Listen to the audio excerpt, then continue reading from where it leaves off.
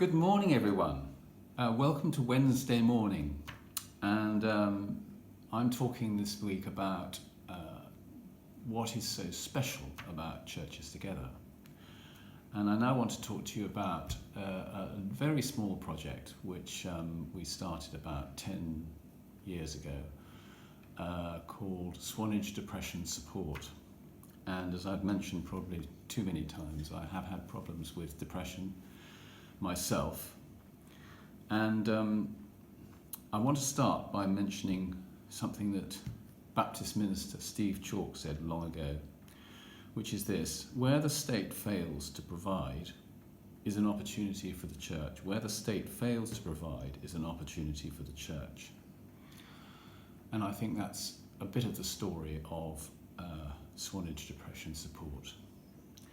So my mental health experience was, without going through the whole thing, when I stopped farming I got very depressed, and for the sort of 6 years around that time I used to spend about 8 months in a dark room, metaphorically speaking, and maybe for a couple of 3 months in the summer I would feel a lot better, and then when October came, almost inevitably I seemed to just slither down the black hole again.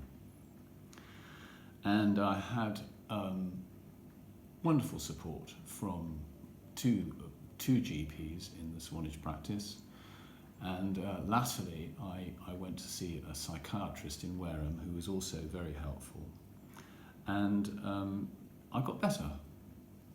And I then used to say occasionally, very politely, to my GP, dear David Haynes, who many of you will know,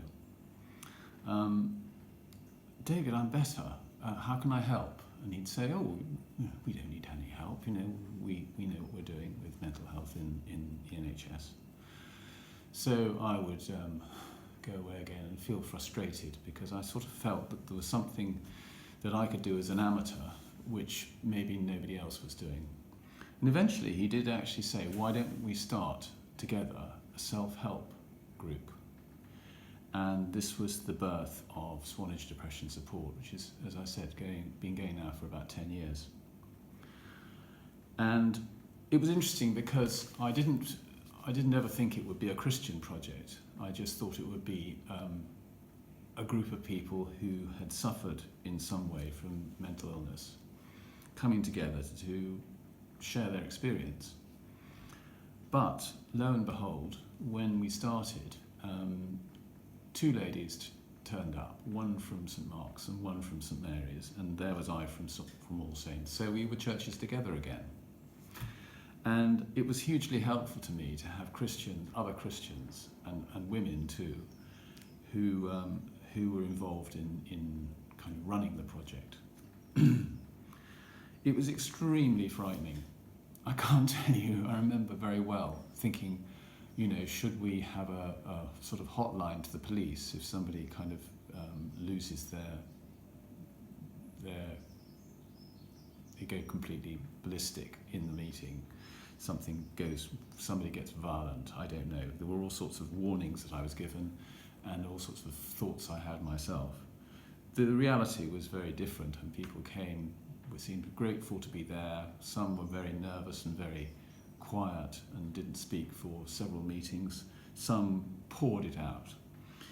And I remember right at the beginning having tremendous encouragement from a guy who was actually a prison governor, I think, or some quite high-ranking chap in a prison outside Shaftesbury, and had been looking for an opportunity to talk about his depression for 35 years. Had a partner who he'd been with for most of that time, never really discussed it with her, never really discussed it with anybody, felt deeply ashamed of how he felt. And he'd found us on a website and rang me up and said, could he come? And the first meeting he came to, he was driving from Shaftesbury to Swanage, and he had to pull into a lay-by and cry because of the idea of being able to talk with other people about how he was suffering. And he was amazing. He just said this was sort of made a complete difference to his life. It changed his life around, just being able to talk about how he felt. And the other thing I discovered later on was that, I read this in the book, is that listening is as near to an act of love as makes no difference. And I quite often say that at the beginning of our meetings, because everybody wants to talk, everybody wants to join in and fix other people's problems, which is lovely, but it's not helpful when you're struggling with how to explain how you're feeling. To have somebody interrupting you is just the last thing you need. So I quite often repeat this. You know, when you're listening, when you're quiet, you are actually loving the person who's speaking. So, in brief, I haven't ever been a church leader. I have huge admiration for people who are, but in a funny sort of way, this is my little church. This group of people who gather each week, and we had a meeting last night, and get together and talk freely about how they're feeling. Are in a way my church. I do talk about my faith. I don't ram it down their throats. I hope many of them haven't got a faith.